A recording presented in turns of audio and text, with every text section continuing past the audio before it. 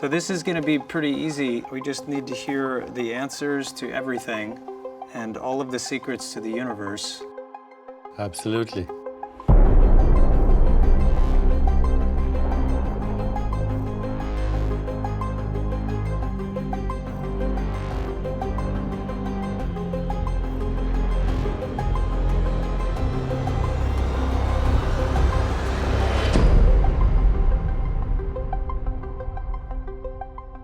You know what I'm really curious about? The future. We are at a crossroads right now. On the one side, we have mechanized death, we have war, terrorism, we have eco-destruction, we have extinction of species, climate change, huge economic disparities, where 50% of the world lives on less than $2 a day. Very grim situation. On the other hand, the human species has evolved to a level of self-awareness. We have the ability to repair the biosphere and create free energy by going into what is called zero-point energy fields. We have the knowledge to resolve conflicts. The choice is ours. But there cannot be a social transformation in the absence of personal transformation. So peace can only be created by those who are peaceful. Love can only be shown by those who have loved. What is God? We're all God in different disguises. Just like there is one electricity for all contraptions, we all have the spark of the same consciousness. Rumi, the great Sufi poet, he said, "You're not just a drop in the ocean, you're also the mighty ocean in the drop." Who are you at the deepest level? You're a stardust being. You were born in stars. So think of it this way. When the Big Bang happened 14.8 billion years ago, there were no laws of physics, there was nothing of the sort. There was nothing. And yet, whatever there was organized itself into particles, antiparticles, and the little discrepancy between the particles and antiparticles ended up making the universe, and ultimately galaxies and stars.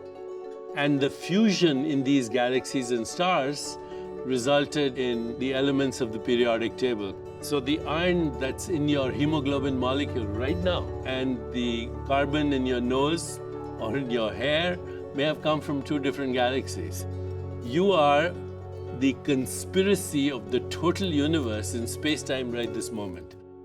Now, of course, a lot of scientists say, oh, it's random. But there's another point of view, and that is that they seem random, but randomness could be another word for creativity. And, here we are having this conversation because of the confluence of events that seem so unlikely. I always imagine that we're kind of destined to take over other parts of the universe, inhabit outer space and other planets. I think the resources will probably be one of the things that draws us there, and that the decline of our planet is probably going to be a big motivation for us to dive deeper into space and other worlds. Yes, I think we'll have the technologies very soon. The thinking is that there are 10 to the power of 32 habitable planets in our own galaxy, at least. If they have a biosphere, great. If they don't, we'll be able to create a biosphere by seeding these planets with plant DNA, for example. And finally, and I say this with a little trepidation because people will, always pounce on me if I say something controversial, but I think it'll be possible to non-locally transport people. If you've seen Star Trek, Scotty presses a button and the captain disappears here, shows up there. It's called a quantum leap, which atoms take all the time. But I think the future technologies will allow us, you and me, to take quantum leaps across intergalactic space.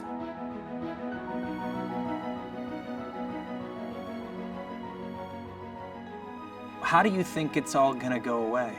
Death is built into our biology. The universe is alive because of death. Fundamental particles are going on and off at lightning speeds. Before you even look at a particle, it's gone. It's born, it dies.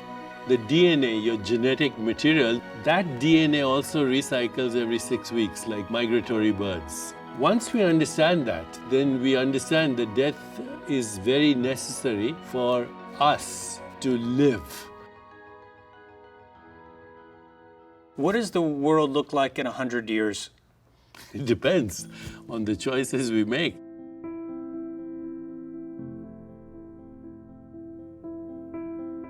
With climate change, we have the likelihood of rising sea levels, which would result in hundreds of millions of refugees, which would lead to violence, which would lead to epidemics and diseases, possibly even a cauldron of oceans where the water is so hot that species would boil to death. I mean, this is the most grisly, the most grim, the most hellish scenario that one could see, envision. And it's not even necessary to have an imagination to do this. The statistics tell us that we have to act right now. As I look at the history of tyrants and despots and crazy people all over the world, the only people they're afraid of is the artists. Because the artists serve as the voice of people. Artists are, in a way, the conscience of society. The artist can stir people at a very deep level, whether it's through music or through movies or through any kind of entertainment. I have two choices. One is just say, the heck with it, go to the bar and have a drink. The other choice is be the change I want to see in the world, hang out with people who want to be the change, and hope that we can create a critical mass. The world could be more peaceful, just, sustainable, healthy, and happy. We would have a world with no poverty, no violence. It would be heaven on earth for the first time, ever. So, are we going to do it? Are we going to actually save our planet and ourselves? Or are we going to let nature decide that the human species was an interesting experiment that did not work? Because, nature will go on, the planet will go on, the universe will go on. We may not be around.